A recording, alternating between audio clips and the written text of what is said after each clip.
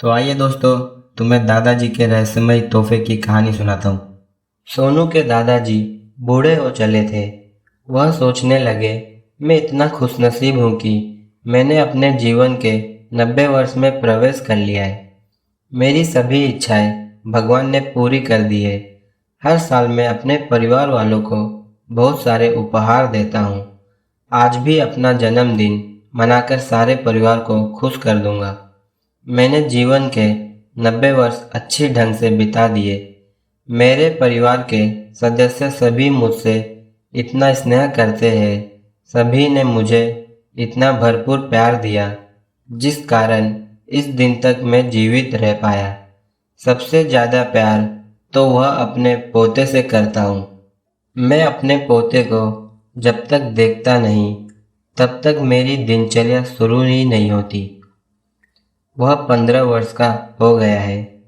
मैं इस बार अपना जन्मदिन बड़े धूमधाम से मनाना चाहता हूँ। बाद में क्या पता मेरी जीवन की अंतिम घड़ी में अपने पोते को देख भी पाऊँ या नहीं। सभी लोग कहेंगे बूढ़ा सठिया गया है। कहाँ अपने पोते का जन्मदिन मनाना चाहिए और वह अपना जन्मदिन मनाने चला है। चाहे कुछ भी हो जाए, अपना जन्मदिन अपनी तरीके से मनाएगा। इसके लिए उसने सब तैयारियां कर ली। चारों तरफ जन्मदिन की धूम थी। सभी लोग सोच रहे थे कि सोनू का जन्मदिन है। परिवार के लोगों को जन्मदिन पर बुलाया गया था। परिवार के सभी सदस्यों को दादाजी ने कुछ न कुछ उपहार के रूप में दिया। किसी को घड़ी, किसी को कैमरा, किसी को मोबाइल और बहुत सारे उपहार। सोनू की नज़र अपने दादाजी पर थी। वह अपने मन में सोच रहा था, सभी को दादाजी ने कुछ न कुछ दे रहे, मुझे तो ना जाने आज क्या मिलने वाला है। सभी लोग जन्मदिन की दादाजी को बधाई दे रहे थे। उनके बूढ़े दादाजी एक शानदार मैच पर हर आने जाने वाले का स्वागत बड़ी धूमधाम से कर रहे थे।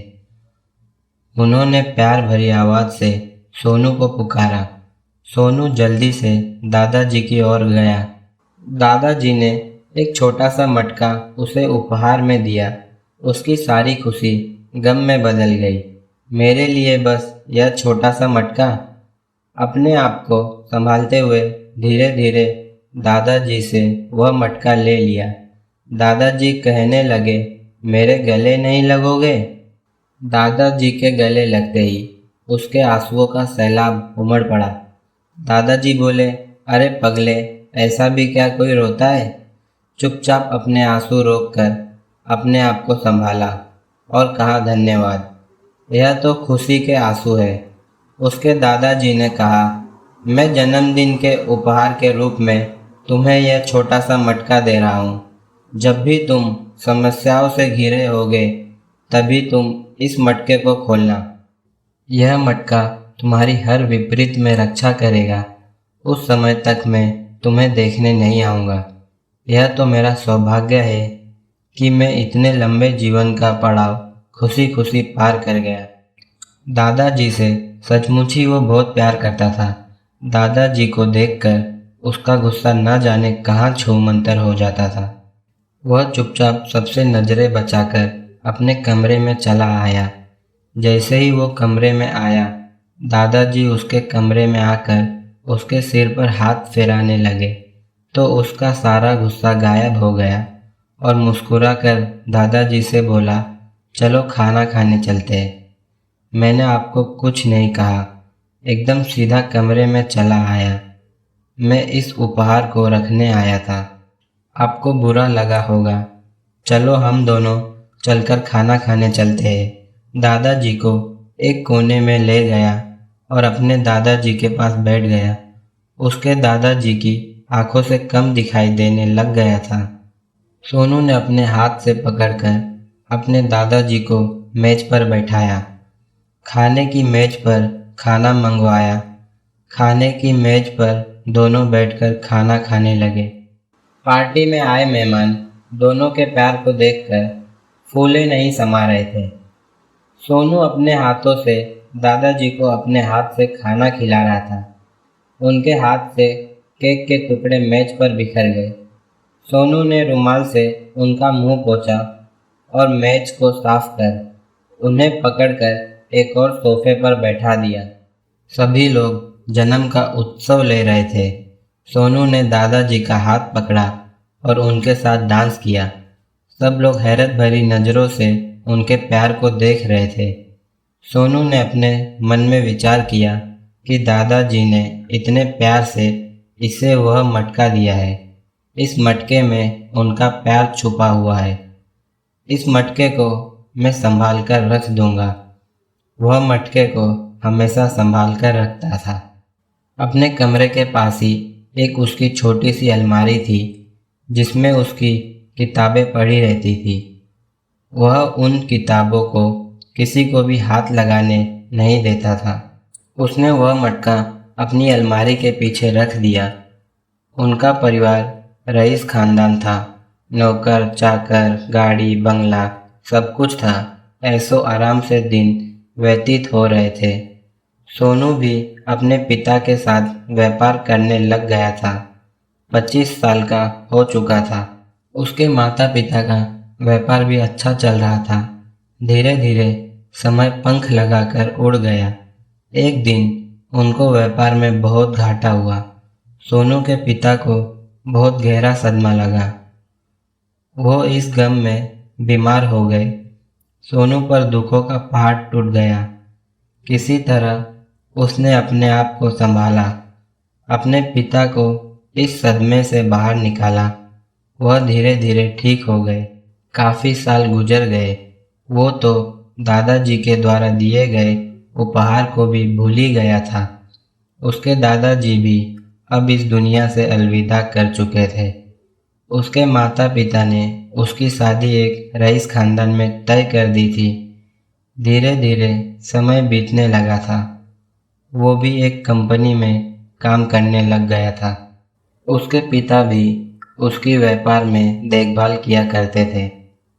कभी कभी उसका हाथ बटा दिया करते थे।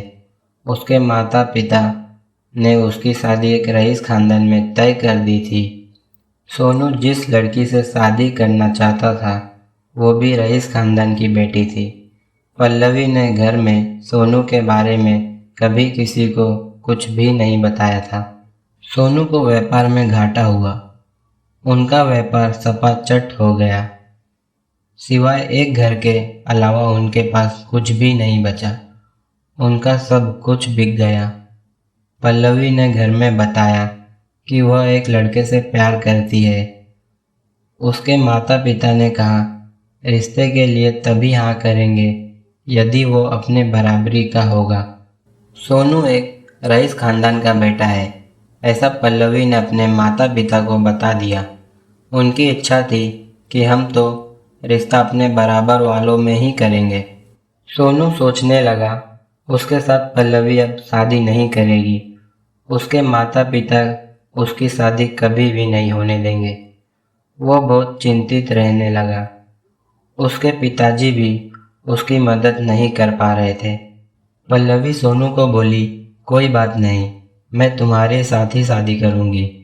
तुम्हें अपने जीवन साथी के ही रूप में स्वीकार करूँगी। मेरे माता पिता मेरी शादी के लिए मना करेंगे तो भी मैं तुमसे ही शादी करूँगी, वरना कुंवारी रहूँगी। समय बीतता चला गया, परंतु फिर भी उनका व्यापार अच्छे ढंग से नहीं जमा। पल्लवी के माता पिता ने शादी के लिए रिश्ता भेजा। सोनू सोच रहा था कि जब उनको सारी असलियत का पता चलेगा तो वह शादी के लिए कभी तैयार नहीं होंगे। मैं क्या करूं? पल्लवी उसके घर आकर बोली कि मैं घर जाकर क्या कहूँ। सोनू बोला कि मैं शादी ही नहीं करूँगा। आज अगर दादाजी जिंदा होते तो वो भी मेरी शादी होते देखते। वो कितना खुश होते। आज तो मेरे पास तुम्हें देने के लिए भी कुछ नहीं है, इसीलिए तो मैं तुमसे शादी के लिए इनकार करता हूँ।